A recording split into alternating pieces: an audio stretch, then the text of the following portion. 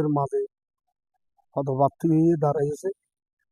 ওনার আগের থেকে বিগত আমরা ৯টি বছর আমাদের অত্র এলাকার শিবির আমরা প্রত্যেকটা বড় বড় কোম্পানির মধ্যে ২জন মাঝি সরি জেলের সম্প্রদায় ছিলি, কিন্তু আসলাম ইউনিয়ন আমরা ১২জন মাঝি জেলের সম্প্রদায়ের ফোয়া রাখছি।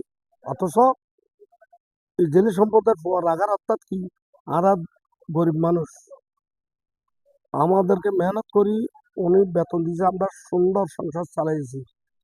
কিন্তু ওনার কাজের কোনো বিগত নাই। যেভাবে কাজটা উৎসর্গিত হয়েছে, আমরা ১২জন মাঝি, যেমন আমার একটা বিয়ের দিন আমি দিতে পারতেছি না, আমাকে আমার এই আসলাম চৌধুরী ভাই আমাকে ১ লাখ টাকা দিয়ে আমার মেয়েকে মানি দিয়েছি। এমনও কি আমার মা মৃত্যুর শয্যায় হয়েছে, আমার মা যখন কর্মে আসছে, এই আসলাম চৌধুরী ভাই বড় সাহেব জসিম সাহেব উনি আমাদের একটা মাস বসাইয়ে রেখে আমাকে বেতন দিয়েছে এবং আমার মার কর্মে ৩টি বস্তা চাল দিয়েছে। এরম দয়ালু মানুষ ৭১ থেকে পর্যন্ত আবার পাইনি। কিন্তু এই আসলাম চৌধুরী মহোদয়, আমরা আপ্রাণ চেষ্টা করতেছি জেলের সব, যেমন আজকে আমরা ১ নম্বর থেকে ১০ নম্বর যত ভাড়া জেলের সম্প্রদায় আছে সবাই একত্রিত এই যে মত সভা করি। কারণ আমি আমার জন্ম হচ্ছে ৬০, আমি অনেক নেতাকে দেখছি, কিন্তু আসলাম চৌধুরীর মতো মহোদয় মানে আর অত হইতেও পারতেও না। কারণ ওনার দিলটা বহুত বড়, ওনার মনটা বহুত গরিব মানুষের দুঃখের পাশে দাঁড়াইবার লাই অনেক চেষ্টা করতেছে উনি।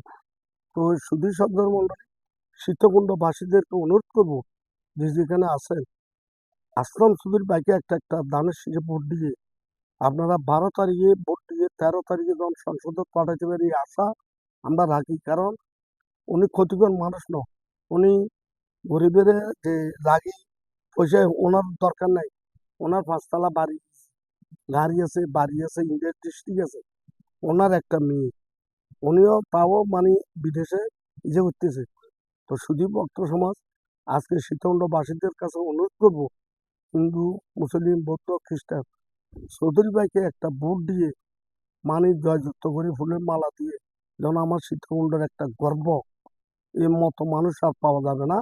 আশা রাখি আপনারা যে যেখানে আছেন আসলাম চৌধুরী ভাইকে একটা ভোট দিয়ে আগামী দিনের ভবিষ্যতে আমাদেরকে একটু মানে খুব দরই দেখার জন্য আমি সবার কাছে অনুরোধ করছি।